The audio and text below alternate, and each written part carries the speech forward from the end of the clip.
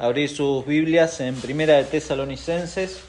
Estamos finalizando el capítulo 2 de Primera de Tesalonicenses. Hoy vamos a leer desde el versículo 17 hasta el versículo 20. Si bien la estructura de toda esta parte se puede, y estuve tentado a extenderlo hasta el final del capítulo 3, pero dije no, por amor a mis hermanos, no lo voy a hacer. Vamos a tomar solamente esta parte, estos 3 versículos finales del capítulo 2. Vamos a leer y vamos a orar. Dice: pero nosotros, hermanos,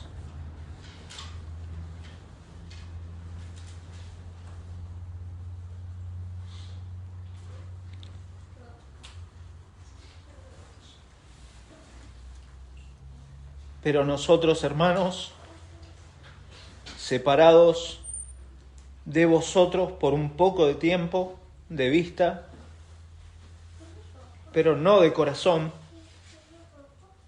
tanto más procuramos con mucho deseo ver vuestro rostro.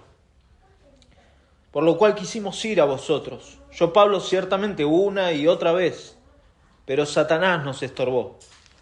Porque ¿cuál es nuestra esperanza, o gozo, o corona, de que me gloríe? ¿No lo sois vosotros delante de nuestro Señor Jesucristo en su venida?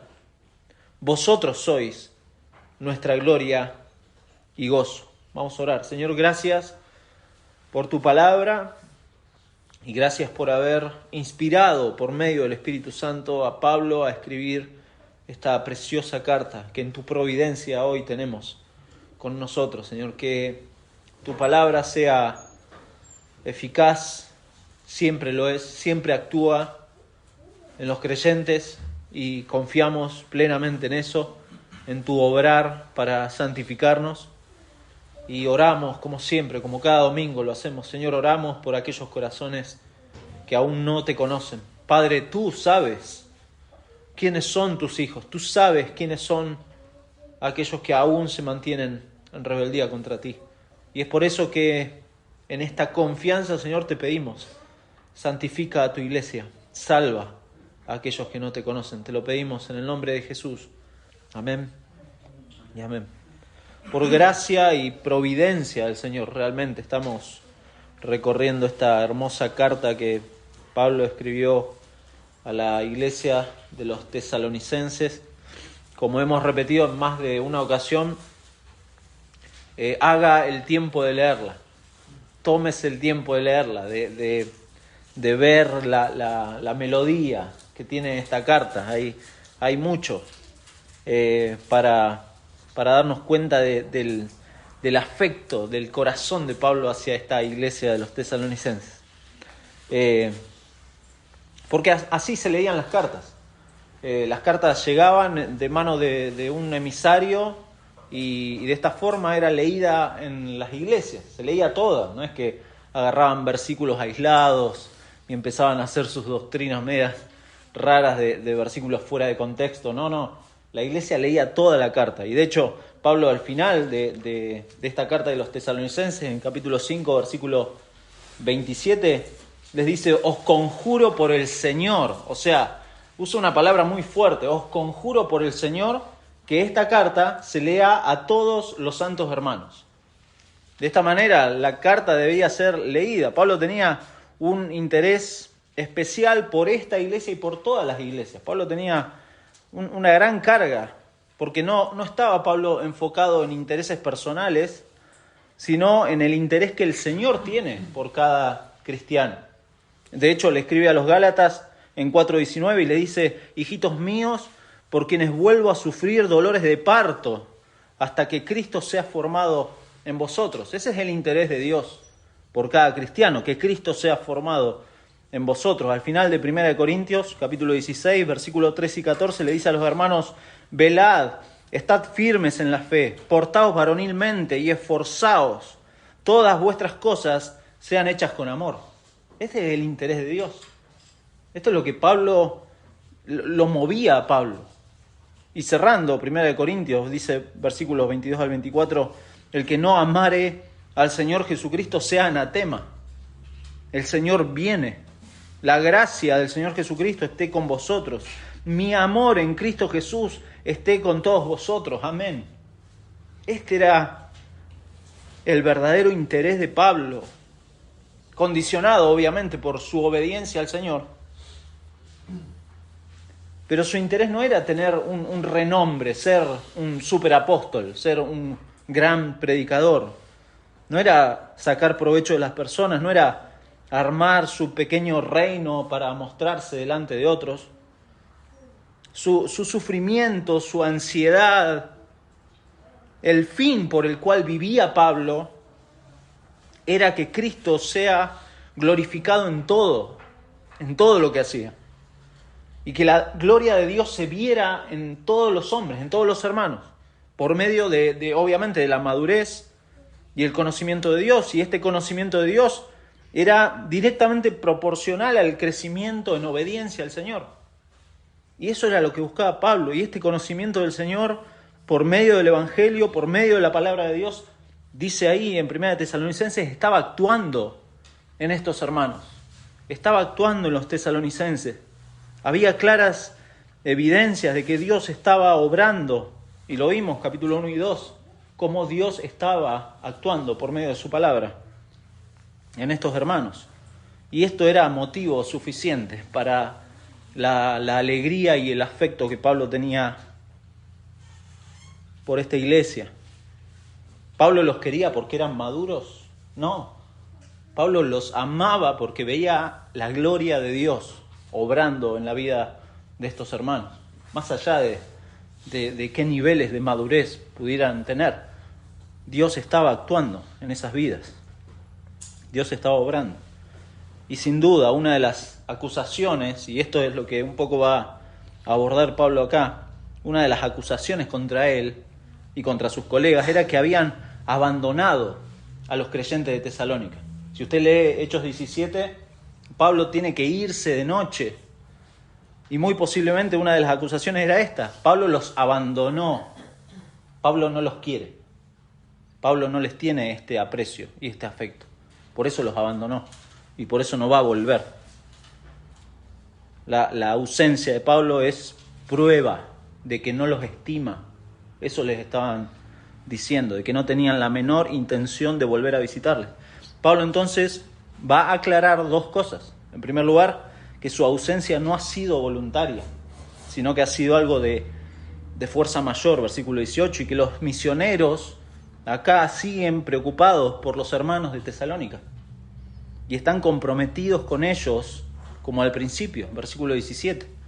Ellos están comprometidos, están metidos en esto, tienen que defenderse de estas acusaciones, no solo en torno al ministerio que realizaron, que él describe, capítulo 2, del versículo 1 al 12, sino también en torno a la ausencia de la ciudad, que es algo que va a desarrollar hasta el final del capítulo 3. Por eso va a hablar después de este apuro que tuvieron de enviar a Timoteo, para saber cómo estaban las cosas. Por lo tanto, mi hermano, el tema del pasaje de hoy es, como le pusimos de título, el interés de Pablo por la iglesia. Hay un genuino interés de Pablo por esta iglesia. Pero la idea que nos va a ayudar como aplicación es que como creyentes tenemos que reconocer el valor incalculable de la amistad cristiana. Es muy importante la amistad cristiana y la profundidad de los vínculos afectivos que deben unirnos.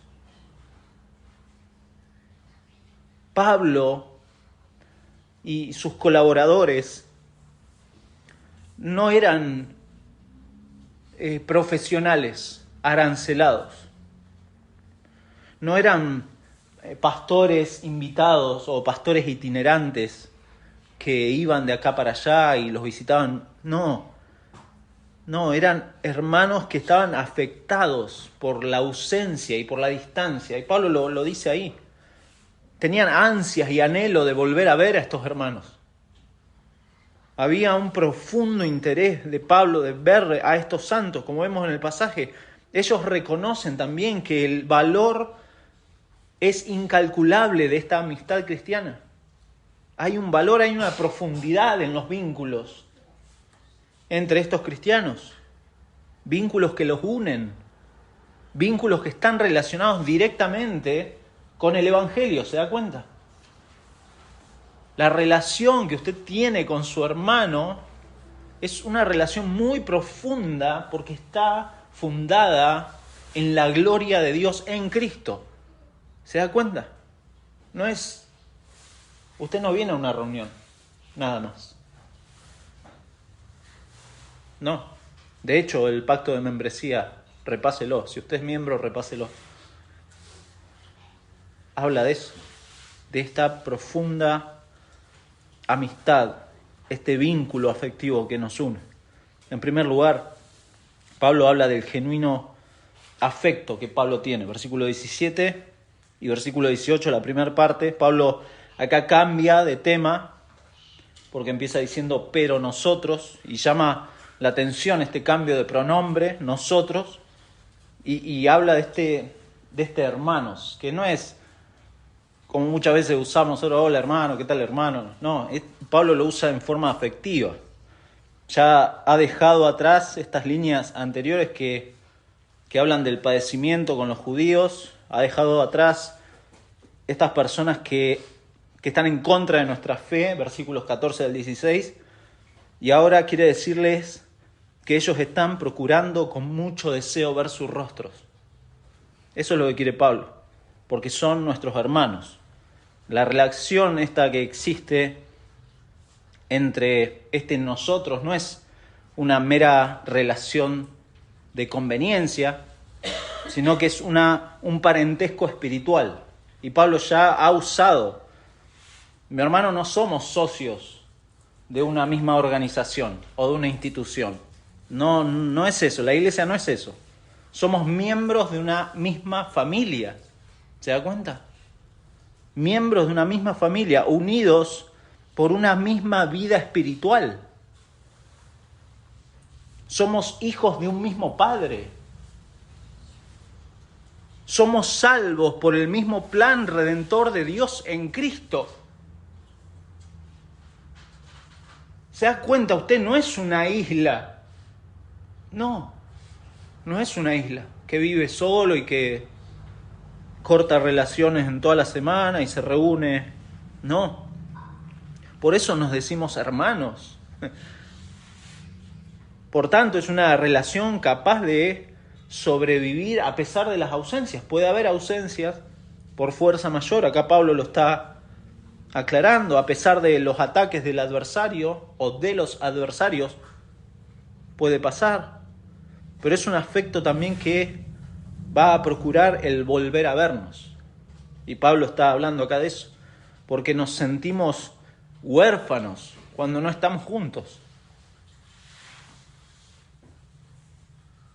Huérfanos, esa es la palabra, cuando dice, pero nosotros hermanos separados de vosotros, esa palabra separados habla del huérfano que es arrancado de su familia. Es esa palabra, es muy dura, es muy profunda. Nosotros leemos separados, pero habla de eso. Pero es evidencia de nuestra fe. Primera de Juan capítulo 4, un pasaje que seguramente muchos conocen, pero es evidencia de nuestra fe. Estar juntos. Primera de Juan capítulo 4, versículo 20, dice, si alguno dice yo amo a Dios y aborrece a su hermano, es mentiroso. Pues el que no ama a su hermano, a quien ha visto, ¿cómo puede amar a Dios a quien no ha visto? Y nosotros tenemos este mandamiento de Dios. El que ama a Dios, ame también a su hermano. Es directamente proporcional. Eso está diciendo Juan acá. Es evidencia de nuestra fe, de una fe genuina. Queremos verlo porque estamos separados.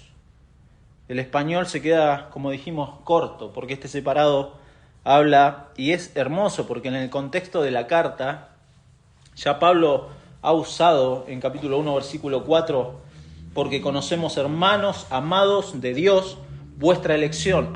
Hermanos amados de Dios, vuestra elección. Después va a decir en capítulo 2, versículo 7, que antes fuimos tiernos entre vosotros como la nodriza que cuida con ternura a sus propios hijos. Versículo 11 más adelante dice así como también sabéis de qué modo como el Padre a sus hijos exhortábamos y consolábamos a cada uno de vosotros. Y ahora usa separados, huérfanos. ¿Se da cuenta? Todas relaciones familiares.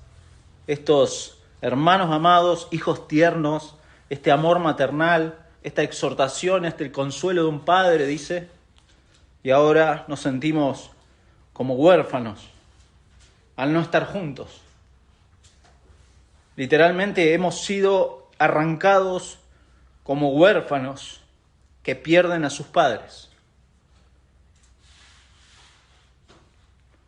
Es bueno olvidar, no sé si alguno se ha perdido alguna vez entre una multitud, pero no recordamos. Si nos pasó, que posiblemente de chico nos haya pasado, pero no recordamos el sentimiento, porque debe haber sido duro encontrarse entre mucha gente y haber perdido a la familia. Pero ese es el sentimiento. Pablo reconoce entonces el valor de la amistad cristiana y la profundidad de los vínculos afectivos que nos unen. Pablo reconoce eso, no usa palabras bonitas para quedar bien con nadie, porque de hecho Pablo lo dijo en capítulo 2, versículo 5, porque nunca usamos de palabras lisonjeras, nunca anduvimos palmeando la espalda de nadie. No, como sabéis, ni encubrimos avaricia, Dios es testigo. Pablo pone a Dios de testigo delante de esto. Genuinamente Pablo está con un sentimiento de pérdida, con la necesidad de verlos. Y dado el contexto confuso de persecución, realmente no sabemos el tiempo real que Pablo estuvo, porque dice por un poco de tiempo. Pero sí sabemos esto que va a decir más adelante, en capítulo 3, versículo 1, por lo cual, no pudiendo soportarlo más, acordamos quedarnos solos en Atenas y enviamos a Timoteo. Pablo no soportaba esta separación con la iglesia de los tesalonicenses, algo que no podía soportar. Y además les asegura que la separación solo ha sido física y geográfica, pero no espiritual ni afectiva. Por eso le va a decir: procuramos con mucho deseo ver su rostro, por lo cual quisimos ir a vosotros una y otra vez, pero antes dice de vista, pero no de corazón. De vista, de rostro, pero no de corazón. No hay una separación afectiva ni espiritual. Ha sido en persona, pero no en espíritu. No ha habido ninguna ruptura íntima entre ellos. No hay este tipo de separación. En Cristo siguen unidos estos vínculos entrañables, estos vínculos que son inquebrantables. Aunque usted se enoje con su hermano, que puede pasar, puede haber diferencias, claro. Todavía estamos en esta temporalidad y en esta carne, puede pasar. Pero ese vínculo es inquebrantable, porque no depende de usted ni de mí, depende del Evangelio, de nuestro Señor Jesucristo. Inquebrantable. Los misioneros no se han acá olvidado de sus hijos espirituales, sino que siempre los están echando de menos. Siempre están así, han orado, versículo 2 del capítulo 1, damos siempre gracias a Dios por todos vosotros. Ellos los recuerdan en oración, están orando, han seguido con interés y con ansiedad el progreso espiritual. Dice versículo 8, porque partiendo de vosotros ha sido divulgada la palabra del Señor, no solo en Macedonia y Acaya, sino que también en todo lugar vuestra fe en Dios. O sea, Pablo sigue escuchando y viendo el progreso espiritual de estos hermanos y han tomado medidas para asegurar este cuidado pastoral. Por eso, capítulo 3, versículo 1 y 2, recién leímos que enviamos a Timoteo, nuestro amado hermano, para saber y para seguir sabiendo de ustedes. Entonces, esta vinculación no solo se mantiene, sino que se mantiene de forma viva e intensa. Pablo está interesado en estos hermanos. Los creyentes de esta iglesia entonces no deben pensar que la ausencia de Pablo se debe a una falta de interés. No existe eso. Todo lo contrario, hay un profundo deseo, pero también hay una diligencia de Pablo. Han buscado por todos los medios lograr esta visita y Pablo usa palabras fuertes, palabras intensas acerca de la presión, acerca del afecto que tiene, acerca del deseo de verlos, para mostrar este genuino afecto hacia ellos. Pero veamos, en segundo lugar, que Pablo no solamente tenía un genuino afecto, sino que también tenía un genuino conocimiento del enemigo, porque les va a decir, pero Satanás nos estorbó. Satanás nos estorbó. Pablo le ha dicho a estos hermanos que el amor fraternal que ellos tenían hacia ellos era intenso. Era intenso. El apóstol vuelve al tema de cómo habían intentado volver a la ciudad, pero habían sido frustrados sus planes. Por eso les dice, Satanás nos estorbó. La Biblia de las Américas dice, Satanás nos lo ha impedido. En el sentido de que se cortó el camino. Esa es la frase.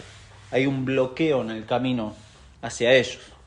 Y acá es donde entra nuestra curiosidad.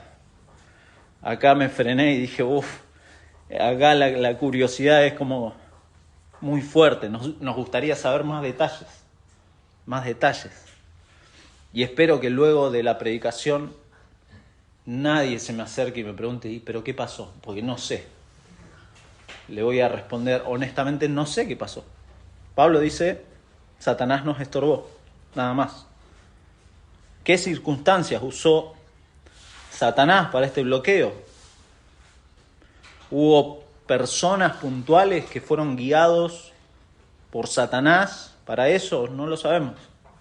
Quizá alguna enfermedad, quizás falta de recursos económicos para el viaje, no sabemos, no lo sabemos. Y el pasaje no dice nada. Pero otra pregunta que es válida es, ¿cómo sabía Pablo que esto era un impedimento de Satanás? Y es una pregunta correcta, porque de hecho en Hechos capítulo 16 vemos otro impedimento que tuvo Pablo, pero en esta ocasión es diferente el origen de ese impedimento. Capítulo 16, versículos 6 y 7, dice, y atravesando Frigia a la provincia de Galacia, les fue prohibido por el Espíritu Santo hablar la palabra en Asia.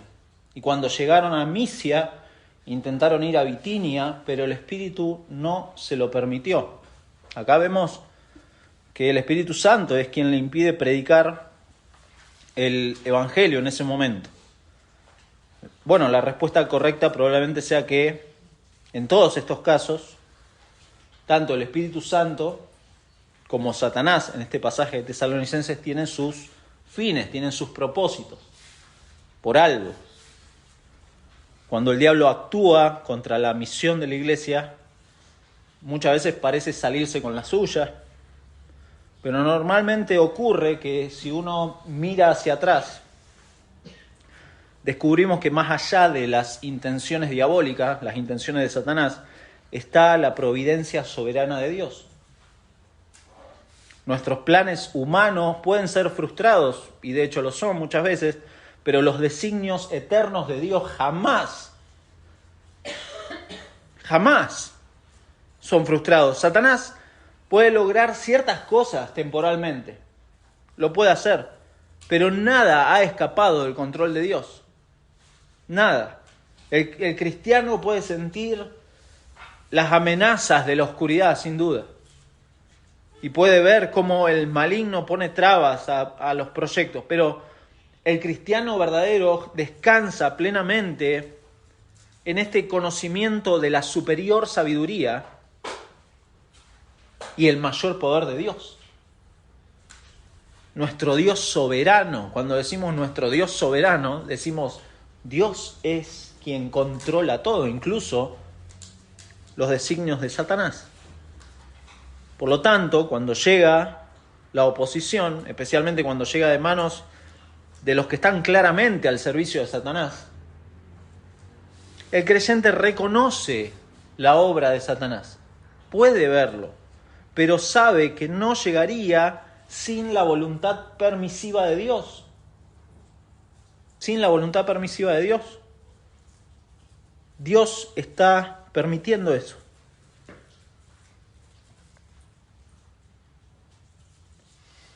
Y una de dos, Dios permite eso porque quiere que el cristiano luche en el poder de Cristo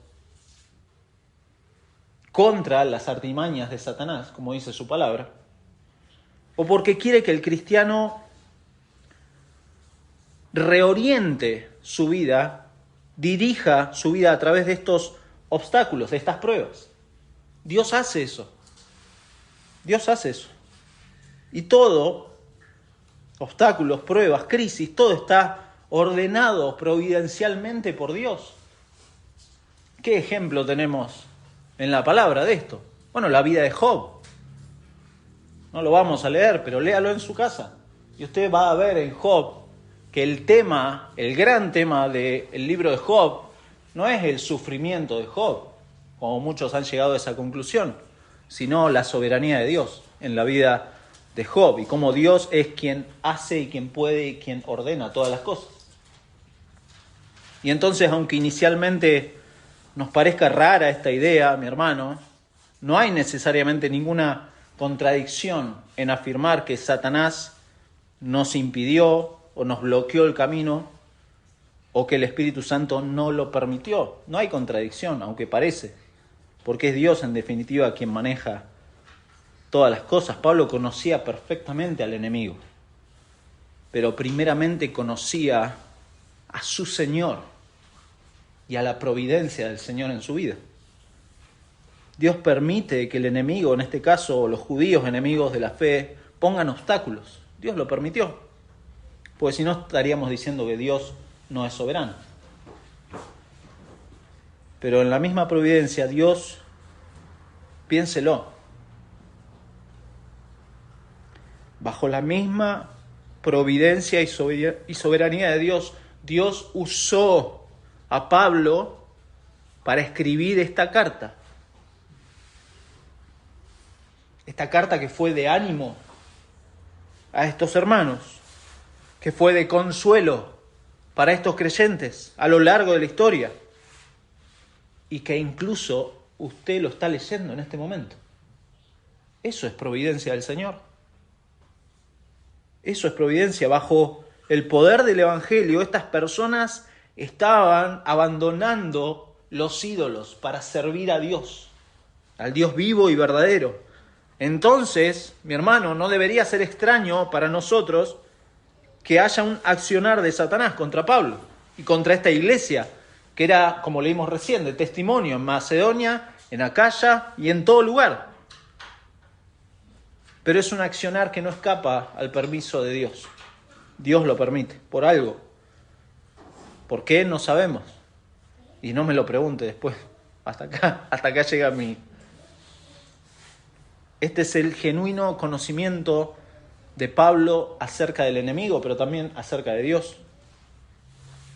Frente a estos rumores de los adversarios de que los misioneros, Pablo y sus colegas, no aman a los tesalonicenses, Pablo ha establecido varias cosas que, lejos de quedar indiferentes ante la separación, ellos se habían sentido desgarrados, profundamente afligidos, que su mayor deseo era volver a verlos. Y que ya habrían vuelto si no fuera por este impedimento de Satanás. Había entonces un genuino afecto de Pablo por ellos, un genuino conocimiento del enemigo, pero en los versículos 19 y 20, el apóstol hace una exclamación de aprecio y alabanza a estos hermanos que hacen como el clímax de su amor fraternal y pastoral, que incluso se va a extender al resto de la carta. Todo esto a la luz del genuino deseo ante el regreso de Cristo, porque esto lo hace a la luz de la venida de Cristo. Y ese es nuestro último encabezado, el genuino deseo ante el regreso de Cristo. Acá en estos versículos Pablo da la razón por la cual quiere visitar a estos hermanos, algo que se va a conectar con lo que va a continuar en el capítulo 3, y lo hace por medio de una pregunta que en nuestras traducciones, o en la mayoría de las traducciones en español, tenemos dos preguntas, y lo hemos leído. ¿Cuál es nuestra esperanza o gozo o corona de que me gloríe? ¿No lo sois vosotros delante de nuestro Señor Jesucristo en su venida? Dos preguntas. Pero en el original es una pregunta. Lo más cercano sería leer: ¿quién es nuestra esperanza o gozo o corona de gloria? ¿No lo sois vosotros en la presencia de nuestro Señor Jesús en su venida? Es una sola pregunta en donde Pablo pone como un paréntesis en ese ¿no lo sois vosotros? Entonces la segunda venida de Cristo se aplica a toda la pregunta y no solamente a la segunda mitad, como leemos, por ejemplo, en la Reina Valera. Creo que la Biblia de las Américas también tiene igual. En otras palabras, las primeras frases deben entenderse con un enfoque futuro, no presente. De cara a la segunda venida de Cristo, ¿quién nos ofrece más esperanza o gozo o corona de gloria que vosotros? Esa sería un poco la idea. De nuevo, Pablo lo que está haciendo acá está mostrando el afecto, el genuino interés por estos hermanos, que a pesar de las dificultades, a pesar de la ausencia, son evidencia, ellos mismos son evidencia del poder de Dios, el poder del Evangelio, actuando en ellos. Para Pablo, la comunión con sus hermanos era algo preciado, era algo que tenía mucho valor para Pablo. No era una reunión más, eran sus hijos espirituales, por lo que iba a tratar de manifestarle el afecto con todas las palabras que pudiera, el deseo de verlos, quería verlos. La influencia entonces acá de los adversarios del Evangelio, el desprecio de quienes provocaron, lea en su casa Hechos 17, quienes provocaron la huida de Pablo, y acá incluso el accionar de Satanás mismo no iba a impedir el amor que en Cristo Pablo tenía por sus hermanos. Nada, no estaba, el amor de Pablo por sus hermanos no estaba condicionado por las circunstancias, ni por sus sentimientos o emociones. Hoy me siento bien, voy a la iglesia. Hoy me siento mal, no voy. No, Pablo no tenía ese problema. Pablo no lo tenía. Y si se fija, Pablo no se limita a decir, a pesar de lo que la gente dice acerca de nosotros, los amamos profundamente. Y punto. No, Pablo usa mucho más. Ya ha mostrado ese afecto en los versículos anteriores, pero ahora lo hace en el contexto de la segunda venida del Señor. ¿Cuál es nuestra esperanza o gozo o corona de que me gloríe? ¿No lo sois vosotros delante de nuestro Señor Jesucristo en su venida? En su venida, la esperanza acá se refiere no a la esperanza que uno tiene en Jesucristo, que lo dice en versículo 3 de capítulo 1, acordándonos sin cesar delante de Dios y Padre nuestro de la obra de vuestra fe, del trabajo de vuestro amor y de vuestra constancia en la esperanza en nuestro Señor Jesucristo. No es esa esperanza, si no estaríamos hablando de una herejía, fundar nuestra esperanza de esta manera en los hermanos. Eso es una herejía. Pero sí habla de algo en el futuro, esperado en el futuro. El galardón y la comunión de los santos. ¿Usted lo sabía eso? ¿Usted sabía que en la gloria usted se va a reencontrar con sus hermanos?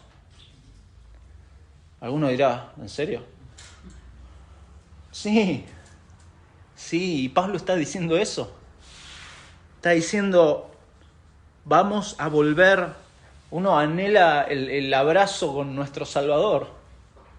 Y sin duda, pero también nos vamos a reencontrar, mi hermano, en la gloria, con los que han creído en la obra de Cristo. Esa es la comunión con los santos, el gozo, de nuevo, a la luz de su venida. Será fundamentalmente, obviamente, por el reencuentro con nuestro Señor, pero también el poder verse con los hermanos, incluso con aquellos que Pablo ha visto convertirse en el ministerio que él ha desarrollado.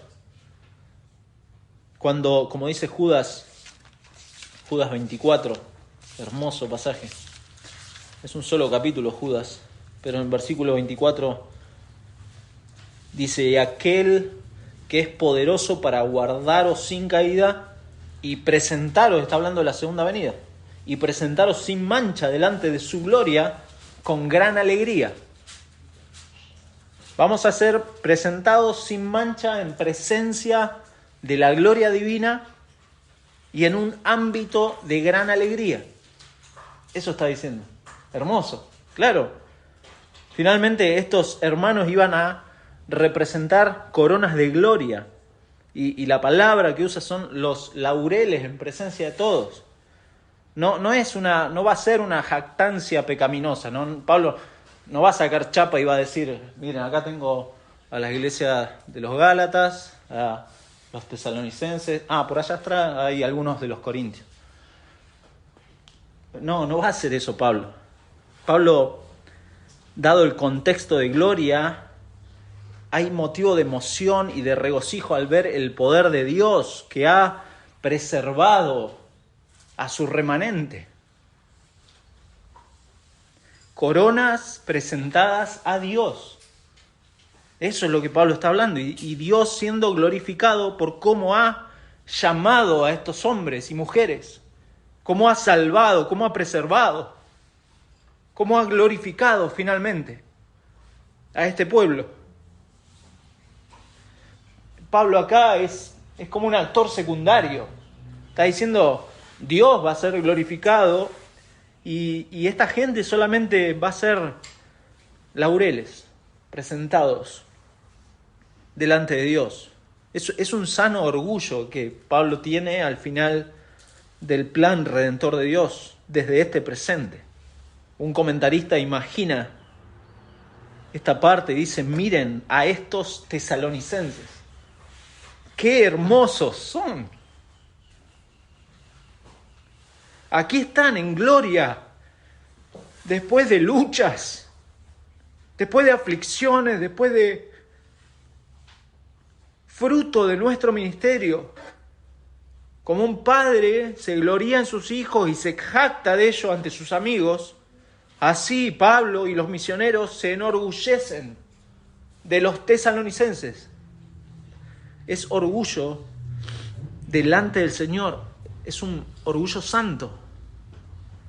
Y de cara a la segunda venida de Cristo no hay nadie que proporcione a los misioneros, a Pablo y a los compañeros, mayor ilusión, mayor esperanza, mayor gozo, mayor orgullo, como dijimos, que estos creyentes de Tesalónica. Sin embargo, y es muy importante acá, Pablo no necesita esperar hasta la venida de Cristo, hasta el día de Cristo, para empezar a sentir este orgullo por estos hermanos. Por eso finaliza este capítulo 2 y dice: vosotros sois nuestra gloria y gozo. Vosotros en el presente sois nuestra gloria y gozo. En el texto original, tanto el vosotros como el sois son enfáticos. Los tesalonicenses ocupan un lugar especial y único en el afecto de Pablo y de sus colegas. Lo ocupan ya y para siempre. Pablo está desbordado. Pablo no deja dudas de que ama a estos hermanos y los quiere volver a ver. Estos hermanos eran lo que Pablo le va a decir llamativamente a los corintios, en 2 de Corintios capítulo 3, versículos 2 y 3. Nuestras cartas sois vosotros, escritas en nuestros corazones y conocidas y leídas por todos los hombres, siendo manifiesto que sois cartas de Cristo expedida por nosotros, escrita no con tinta, sino con el Espíritu del Dios vivo, no en tablas de piedra, sino en tablas de carne del corazón.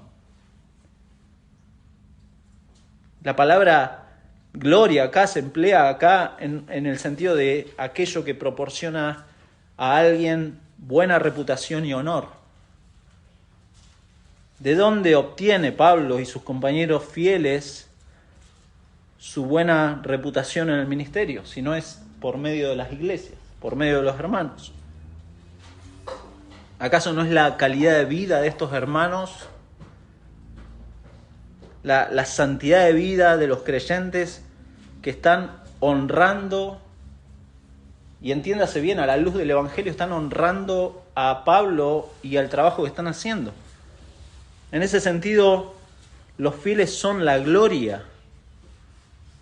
Los fieles son la gloria de Pablo. Eso está diciendo. Ahora, cuando son la vergüenza, también Pablo lo aclara y los exhorta y los amonesta. ¿Por qué? Porque los ama de la misma manera. De la misma manera en que un buen hijo proporciona gloria a sus padres, así también la vida y el testimonio de los tesalonicenses están contribuyendo a la buena reputación del equipo apostólico delante de los adversarios. De ahí esta preocupación, de ahí este esfuerzo, de ahí el trabajo diligente de estos hombres. Entonces, ¿cómo se pueden olvidar estos misioneros de estos hermanos? ¿Cómo los pueden tratar con indiferencia? ¿Cómo piensan los adversarios? ¿Cómo? Si son hijos que honran a sus padres y le proporcionan gloria. No solo gloria, dice, sino también gozo. Y no es solamente Pablo el que habla de estas cosas. Juan, en tercera de Juan, es más difícil de buscar porque es un solo capítulo. Tercera de Juan, versículo 4, la tercera de Juan dice: no tengo yo mayor gozo que este, el oír que mis hijos andan en la verdad. Precioso, el apóstol Juan pastoreando a este anciano Gallo, el amado a quien amo en la verdad, dice al principio, y acá dice: no tengo yo mayor gozo que este, el oír que mis hijos andan en la verdad. En Tesalónica había un grupo de creyentes que, a pesar de la persecución, a pesar de las pruebas, a pesar de las tentaciones, de las aflicciones que tenían que soportar, permanecían fieles a Cristo. Permanecían fieles a Cristo. Entonces no debería sorprendernos este doble énfasis de gozo que Pablo tiene. En muchos momentos de desánimo y de hundimiento, estos hermanos eran para Pablo la fuente de consuelo. Esto renovaba a Pablo, esto era regocijo, le animaba a seguir su trabajo. ¿Por qué? Porque, como dijimos, como creyentes tenemos que reconocer el valor de la amistad cristiana. Vuelvo a la idea del pasaje. Tenemos que reconocer la profundidad de los vínculos afectivos que nos deben unir. ¿Por qué es importante? El Señor nos ha puesto en un cuerpo, que es la iglesia, y ha dado iglesias locales en donde el Señor edifica a los santos. Por esto, y para ir terminando, debería, mi hermano, ser motivo de gozo ver el crecimiento de un hermano. Debería ser motivo de gozo ver a un hermano crecer en la fe. Pero también debería ser el gozo de nuestra atención. Porque no es un hermano que, crece solo. No, debería ser el foco de atención, no solamente del pastor o de los que están en diferentes áreas, sino de todos buscando el crecimiento de todos. Pero en segundo lugar, los pastores deben ejercer su ministerio, y esto me hablo a mí mismo y a los que el Señor llame en futuro, deben ejercer su ministerio a la luz de la segunda venida. A la luz de la segunda venida, siendo diligentes en la formación de los creyentes. Pero también cada hermano a la luz de la venida del Señor debe considerar su andar. Debe considerar su andar. En tercer lugar, cada cristiano en particular, formando parte del cuerpo de la iglesia local, es motivo de gloria y gozo. O puede ser motivo de desánimo cuando refleja o no el accionar de la palabra de Dios en su vida. puede ser así. Entonces, preguntas para que nos vayamos pensando. ¿Puede considerar a la luz de su venida la importancia de comprometerme con mi hermano? A la luz de su venida, ¿puedo ver la importancia de que me tengo que comprometer con mi hermano? ¿Puede notar que su vida espiritual no, como dijimos al principio, no es una isla desconectada en la semana, sino que requiere de la permanente amistad y unión con mis hermanos? ¿Siente usted el afecto, la presión que sentía Pablo? ¿Se siente solo cuando no está con la iglesia? ¿Se siente solo, se siente huérfano cuando no está con sus hermanos? ¿O le da lo mismo? ¿Acaso su amistad con el mundo está opacando estos vínculos sagrados que Cristo ha logrado en la cruz?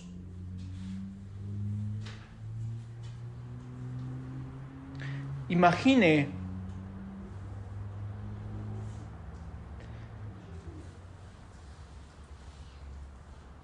a los tesalonicenses leyendo esto. Les llega la carta en este contexto de persecución y reciben estas palabras de Pablo. Ustedes son nuestra gloria y gozo. Ustedes van a ser nuestro orgullo delante del Señor en su venida.